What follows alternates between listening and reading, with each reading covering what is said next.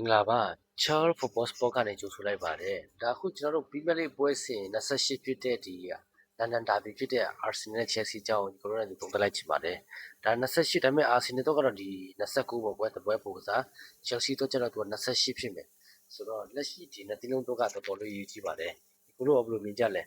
လက်ရှိဒီ Arsenal တိုက်တယ်ရီမှာ Man City ရဲ့သူ့ကိုကြော်တက်မခံခြင်းတော့ကဒီပွဲမှာကြော်ကန်ဖြစ်ဖို့လုပ်တယ်တစ်ဖက်က Chelsea ကြော်လဲသူကနှစ်တင်းလုံးတော့တော်တော်လေးရေးပါတယ် Chelsea ဘက်က Champions League ဝင်ဖို့ Top 4တော့ဝင်ဖို့တစ်ဖက်ကဒီ Arsenal ကျတော့သူကဒီ Premier League ကိုဗလာရချင်တယ်Man City ကိုကြော်တက်ခံဆိုသူတို့ကဒီပွဲအနိုင်3မှတ်လိုဖို့လိုတယ်နှစ်တင်းလုံးကတီကြရင်နှစ်နာမဲ့တင်းနေပဲဒါပေမဲ့ရှုံးတဲ့တင်းကတော့ပိုပြီးထိနာမယ်တကယ်လို့ Arsenal ဒါဒီပွဲမှာရှုံးသွားခဲ့မယ်ဆိုရင်တိုက်တယ်ရီတက်ကသူတို့ကဒိန်ချဖြစ်သွားပြီထိုနည်းလည်းကောင်းမယ်တကယ်လို့ Chelsea ကဒါဒီပွဲမှာဒီအကြောင်းမျိုးကြောင့်ရှုံးသွားတယ်ဆိုရင် Champions League ဝင်ဖို့တော့ကသူတော့တော်လေးကိုပြောမယ်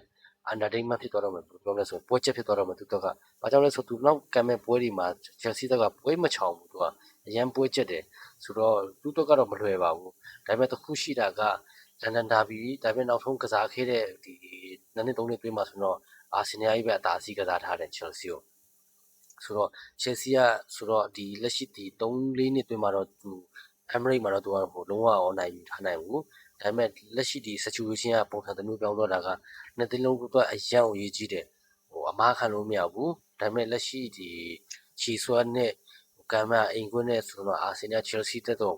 အားသာချက်တွေတော့အများကြီးရှိပါတယ်။ဘာကြောင့်လဲဆိုတော့ Chelsea ကနောက်ဆုံးကစားခဲ့တဲ့ဒီ Arsenal နဲ့3-4-5နှစ်တွင်းမှာဆိုလဲသူကဘယ်လိုလဲ Arsenal ကကောင်းကောင်း control လုပ်နိုင်တယ် Chelsea ကိုဒါပေမဲ့တခုပဲလက်ရှိအခုကမ်းမှာ situation ကနှစ်သိန်းလုံးတော့အရင် pressure များတယ်ကွယ် Chelsea ဘက်ကကြည့်မယ်ဆိုရင် top 4ဝင်ဖို့အတွက်တကယ်လို့ Arsenal ဘက်ကကြည့်မယ်ဆိုရင်သူ့အတွက်ကလည်းဒီပွဲမှာပြောမယ်ဆိုရင် Champion ပိုလူပွဲဆိုတဲ့စိတ်ထားတစ်ခုနဲ့ကစားမှာဆိုတော့လက်ရှိဒီ Arsenal ကအခုဒီ Chelsea နဲ့ကစားပြီးတဲ့ခါကျရင်တော့သူက Brighton ရှိမယ်ဒါပြီး FA ကိုဖယ်လိုက်မယ်ဆိုရင် Champions League မှာသူ Liverpool ရှိမယ် Everton ရှိမယ်ဆိုတော့ Arsenal တက်ကတော့တခြားတည်နေရှင် Champions League မှာတော်လကောင် Premier League မှာတော်လကောင်အရင်ပွဲအရင်ကြက်ပါဆိုတဲ့အနေအထားတစ်ခုမှတော့မရှိဘူးဆိုတော့သူတို့ကလက်ရှိချီဆွမ်းတဲ့ဒီကြားထဲမှာဒါအကြောင်းမျိုးကြောင့်အားထားရတဲ့ကစားသမားတွေဒါ injury မဖြစ်သွားဘူးဆိုတော့သူတို့ကတော့အားလုံးနိုင်မယ်ဆိုနိုင်လို့ရတယ်ဆိုတော့ Arsenal ကအခုဒီ Chelsea နဲ့ကန်ပြီးဒီ Premier League မှာဆိုရင် Brighton ရှိမယ်အလဲလက်တင်ထဲမှာဆိုတော့ဒီပွဲမှာလည်းArsenal ဒီချာဆူဆိုင်အားကမယ်ဆိုရင်တော့ကစားမယ်ဆိုတော့သူတို့ကခက်ခဲစရာအကြောင်းမရှိဘူးဒါပြီးရင် FA ကရှိမယ်ဒါပြီးရင် Champions League မှာဆိုလည်းတခြားတင်းနေနဲ့မတူဘဲနဲ့လက်ရှိသူကဒီ Liverpool နဲ့တွားတွေ့တဲ့ခါကျတော့သူကLiverpool နဲ့တွားတွေ့တဲ့ခါကျတော့သူကအဲ့ရလေအရင်မကောင်းဆိုတော့လက်ရှိသူရဲ့ချီဆွမ်းတဲ့ကစားသမားစုပုံဝင်ရနေဆိုတော့သူတို့ကအရင်ခက်ခဲမရှိဘူးဒါပြီးတဲ့ခါကျရင်သူက Everton ဆိုတော့သူတို့ကဘယ်လိုပြောမလဲ Champions League မှာလည်းသူတို့ကကန်ချမာသူတို့မှာတော်တော်လေးရှိတာ Arsenal ဘက်မှာတကယ်နောက်ပြီးကျရင်ဒီ Premier League မှာဆိုလည်းသူတို့ကတခြားလက်ရှိဒီ Chelsea တို့ Man City တို့နဲ့ရှင်သူကအရင်မစိုးဘူးလို့ပြောလို့ရတယ်အဲ့ဆိုကန်ချမာသူ့ဘက်မှာရှိတယ်သူကဒါဒီဘယ်လိုပြောမလဲသူကသူ့လိုကိုသူနိုင်အောင်လုပ်ရင်ပေါ့ကွယ်ဆိုတော့ okay တစ်ဖက်ကကျွန်တော်တို့ဒီ Chelsea ကြောင့်ပြန်ပြောမယ်ဆိုတော့ Chelsea တို့ကတော့တော်တော်လေးကိုခက်ခဲတဲ့ကာလလို့ပြောမှာအခုမှသူ့ရဲ့ဒီခက်ခဲတဲ့ကာလတွေစပြီးလာမှာဘာကြောင့်လဲဆိုတော့အထက်က Man U တိုင်းတက်တော့သူက3မှတ်ပဲပြတ်သေးတယ်ဒါပေမဲ့ဒီအဆင့်သူ့အောက်မှာအဆင့်6မှာရှိတဲ့ Liverpool နဲ့ကျတော့သူကရမှတ်သူဖြစ်သွားပြီဆိုတော့တကယ်လို့ဒီပွဲမှာဒါ Liverpool ကဒီမတိုင်ခင်အနိုင်ကစားပြီးသူကဒါဒီ Arsenal ပွဲမှာချီချော်ခဲ့မယ်ဆိုရင်လက်ရှိသူရနေတဲ့အဆင့်9ကိုသူကနေရာဖယ်ပေးရမှာအဆင့်6လေးဆင်းသွားမယ်ကွာဆိုတော့Chelsea ဘက်ကလည်းပြန်ကြည့်မယ်ဆိုအရန်ကိုရည်ကြီးတယ် Champions League ဝင်ချင်တယ်ဆိုဘာကြောင့်လဲဆိုသူဒီပွဲပြီးရင်အလေလက်တင်းနေဆိုကိစ္စမရှိဘူးဒီပွဲပြီးရင်သူကလုံးဝတောင်းလျှောက်ကိုပို့ချက်တယ်ဒါပြီးသူက Aston Villa နဲ့ကန်ရမယ်ဒါပြီးကျရင် Champions League မှာဆိုလည်း PSG အဲ့တခါပြီးတဲ့ခါကျရင်တခါဒီ Premier League မှာ Newcastle နဲ့တွေ့မယ်ဆိုတော့အဲ့ပွဲဒီမှာဆိုရင်သူကတော်တော်လေးသူတို့ကပွဲချက်တယ်လို့ပြောရမယ်နောက်ပြီးတစ်ဖက်ကဒီ Chelsea ကသူ့ရဲ့လက်ရှိကစားသမားကလည်းသူအားထားရပါတယ်ဆိုတဲ့ဥစ္စာတွေလည်းနားရတယ်နောက်ပြီးကျအခုဆိုရင်ဘယ်လိုပြောမလဲဒီအခုခိုးဝဲလို့ဆိုလည်းအခုချိန်ဒီခန်းစင်းမှာမကစားပေးနိုင်သေးဘူးနောက်ပြီးကျရင်ဒီကွင်းလက်မှာဆိုလည်းလာဗီယာတော့ထားပါတော့သူကမကစားတာခက်များဆိုတော့အခုဒါမဲ့တခုရှိတာအခုနီးပြဆန်တိုလို့ဆိုတဲ့တုံးလို့ရနေပြီဆန်တိုနဲ့ခါစီနိုလည်းတွဲတယ်နောက်ပြီးအန်ဆိုဖာနန်ဒက်ကလည်းအခုလက်ရှိ Chelsea မှာဂိုးပါဝင်ပတ်သက်မှုမှာဆိုလည်းတော်တော်လေးကိုသူကောင်းတယ် နောက်ပြီးအခုဆိုရင်တိုက်စစ်မှာဆိုရင်ပွဲတိုင်းနီးနီးလို့ကိုတွင်းကိုမတွင်းဖန်တီးမလုပ်နေတာအခုကြောင်ဖတ်ထိုးဆိုတဲ့ချက်စီရဲ့တင်းလုံးမှာဆိုရင်သူအားလုံးတော်တော်များများသူကိုနဲ့ပတ်သက်ရင်သူကတော်တော်လေးများကိုတွင်းမတွင်းသူလည်းကိုဖန်တီးတယ်ဆိုတော့ကြောင်ဖတ်ထိုးကချက်စီအတွက်တော်တော်လေးဒီနေ့နေရာဒီမှာခေါ်လိုက်တဲ့ကစားသမားမှန်ကန်တယ်လို့ပြောရမယ်ဆိုတော့တစ်ဖက်ကအခုဒီ United ကခေါ်ထားတဲ့ဂါနာချိုးလို့ဘာလို့ကတော့ဒီပြလည်းအရင်မချိတ်တာလားတော့မတူခုနောက်ပိုင်းဒီမှာသူတိတ်မသုံးတော့ပြန်ဘူးနောက်ပြီးကျရင်ဒီဘယ်လိုပြောမလဲအာစတယ်ဘောင်းတော့ဒီပွဲမှာပြန်ပါနိုင်ခြင်းရှိတယ်ဘာကြောင့်လဲဆိုပြီးခဲ့တဲ့ပွဲတွေမှာ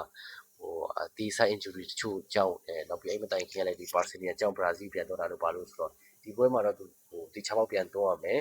ဒါပေမဲ့တခုရှိတာ Chelsea ကသူအာဆင်နယ်ကတော့ကျွန်တော်တိတ်ထူထူပြောချင်တယ်ဘာကြောင့်လဲဆိုတော့အာဆင်နယ်ကဟိုအားလုံးတသိန်းလုံးနီးပါးတလောက်ထိဟိုအားနဲ့ချက်ရှိတယ်လို့ပြောရအောင်နည်းနည်းရှားတယ်အဓိက Chelsea ကိုပြောမှာဆို Chelsea မှာဆိုအဓိကအခုသူ့ရဲ့ main ဖြစ်တာကခုရလာမပါနိုင်သေးဘူးဒီပွဲမှာအဲဆိုသူ့နေရာမှာဘလို့နီးပြဘယ်လူနဲ့အစားထိုးမလဲအဲ့နေရာမှာဘလို့ထည့်မလဲဒါမှမဟုတ်အဲ့နေရာကို risking သွားကစားခိုင်းမလားဟာတူလို့ကြောလဲဒီလက်ရှိခုရရဲ့ level သူကတော့မမီသေးတဲ့ခါကျတော့ဟိုထားတော့အချိန်ဒုတိယပိုင်းမိနစ်80 80လောက်မှာကစားတာကိစ္စမရှိဘူးလေနော်ဒါပေမဲ့ဒီဟို first line မှာစသုံးဖို့ကျတော့ဒီဟာတူလို့ကြောတိတ်အစီအနေပြေပါဦးဆိုတော့လက်ရှိကျန်တဲ့နေရာတွေ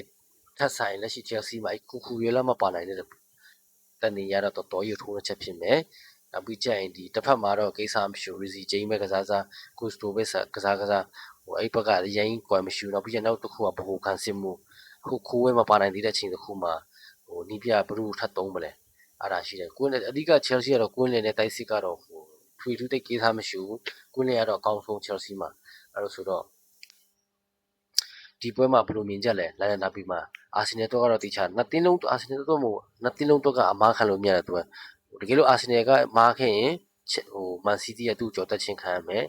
တကယ်လို့